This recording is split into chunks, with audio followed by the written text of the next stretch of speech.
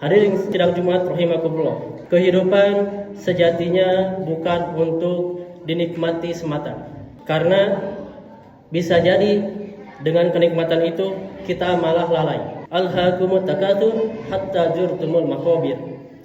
Bermegah-megahan, berpoya-poya, berlebih-lebihan dalam menikmati kehidupan dunia bisa mengakibatkan kita lalai akan kehidupan akhirat.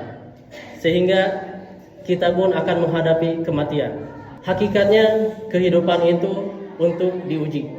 Allah Ta'ala berfirman dalam ayat yang lain, A'udzubillahi minasyaitonirrajim, Alladzi khalaqal mauta wal hayata liyabluwakum ayyukum ahsanu amalan. Allah menciptakan kehidupan dan kematian sejatinya yaitu untuk menguji makhluknya. Siapa di antara makhluk-makhluknya yang memiliki amalan-amalan terbaik. Maka dari itu sudah sewajarnya kita hidup di dunia menghadapi berbagai macam ujian.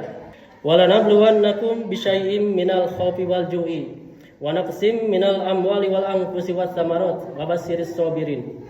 Sebagian diuji dengan masalah psikologi, dengan sedikit kecemasan, ketakutan, bahkan kesedihan. Sebagian lain diuji dengan masalah ekonomi, dengan kelaparan. Sebagian lainnya diuji dengan masalah kesehatan, menghadapi berbagai macam penyakit.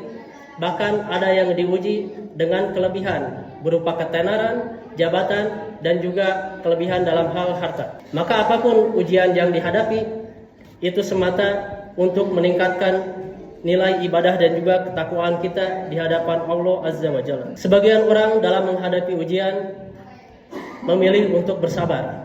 Namun sebagian lainnya memilih untuk menghindari tanggung jawab, bahkan tidak sedikit pula yang memilih kematian sebagai solusi terbaik. Lalu bagaimana ujian dihadapi oleh orang-orang beriman? Apakah mereka menghadapi ujian yang sama? Ternyata Allah menceritakan sebagian kisah dari orang-orang beriman dan juga para nabi di dalam Al-Quran dan juga Al-Hadits. Wazkur fil kitabi Maryam. Ceritakan Muhammad kisah tentang Maryam. Kita tahu Maryam ialah seorang wanita yang solehah, calon penghuni surga.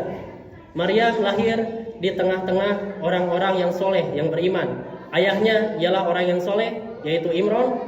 Beliau pun memiliki paman, seorang nabi, yaitu Nabi Zakaria alaihissalam. Beliau punya hubungan kekerabatan dengan Nabi Harun dan juga Nabi Musa. Beliau pun mempunyai sepupu, yaitu Nabi juga, yaitu Nabi Yahya alaihissalam. Dan beliau pun mengandung seorang nabi, yaitu Nabi Isa alaihissalam. Kisah tentang Maryam ini diceritakan di dalam surat yang khusus, yaitu surat Maryam dan juga surat Ali Imran.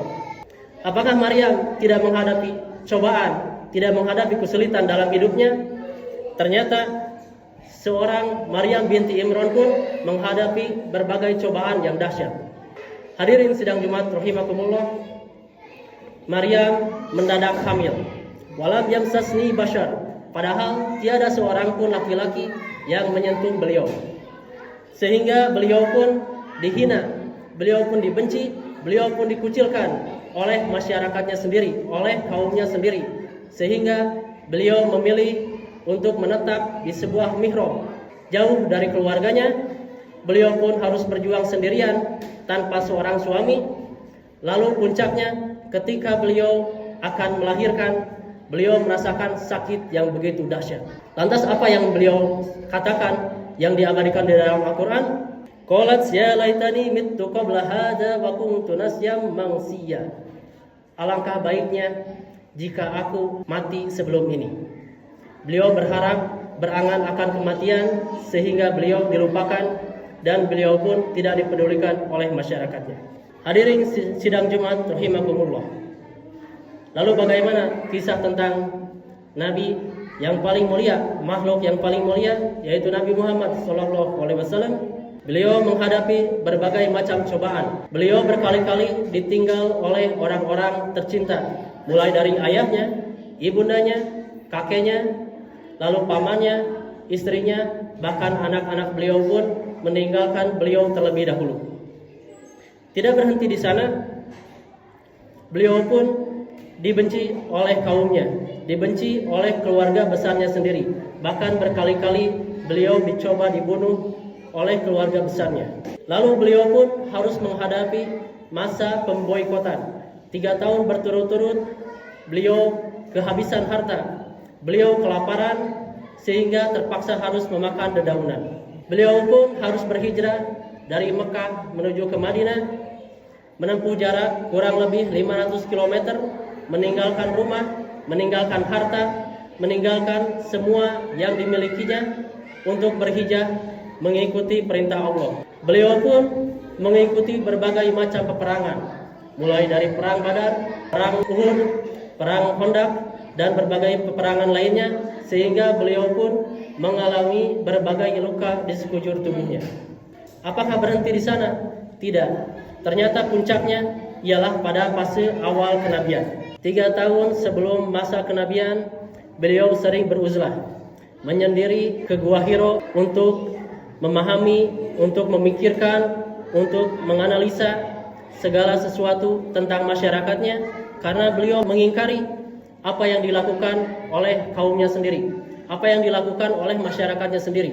Begitu banyak kemaksiatan, begitu banyak dosa, begitu banyak kesesatan yang terjadi di sekelilingnya, mulai dari pembunuhan, perzinahan, mabuk, perjudian, mengundi nasib, dan berbagai keburukan-keburukan lainnya. Hingga akhirnya Allah pun menurunkan wahyu pertama di Gua Hiro tersebut yang semakin memantapkan hati beliau, semakin menenangkan pikiran beliau, sehingga beliau pun yakin apa yang selama ini diresahkan, apa yang selama ini beliau pikirkan ialah benar adanya. Namun masa wahyu tersebut sempat terputus. Masa inilah masa yang paling genting. Masa ini dinamakan masa fatrah. Sempat terputusnya wahyu membuat beliau merasa sedih, membuat beliau merasa cemas, beliau merasa seolah tidak dipedulikan, sehingga beliau pun sempat berpikir untuk menaiki sebuah gunung yang sangat tinggi, lalu melompatkan diri dari atas gunung tersebut. Kisah ini diabadikan di dalam kitab Ar-Rahiq Al-Maktum karya Syekh Syafiur Rahman Al-Mubarakfuri, bersumber dari hadis riwayat Al-Bukhari, kitab At-Ta'bir, dengan status sahih. Namun sebagian ulama memperdebatkan mengenai konteksnya.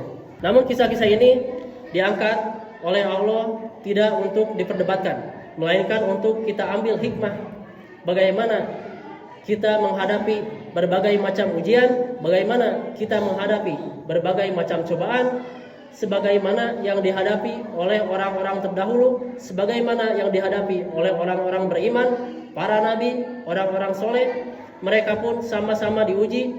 Namun ingatlah akan satu hal, bahwa Allah pun menenangkan setiap makhluknya melalui firman-Nya, la yukallifullahu nafsan illa wus'aha, bahwa apapun ujian yang kita hadapi di dalam kehidupan kita, semuanya tidak melebihi kapasitas kita sebagai manusia. Jadi intinya ujian kita tidak melebihi kemampuan kita dalam menyelesaikan ujian tersebut.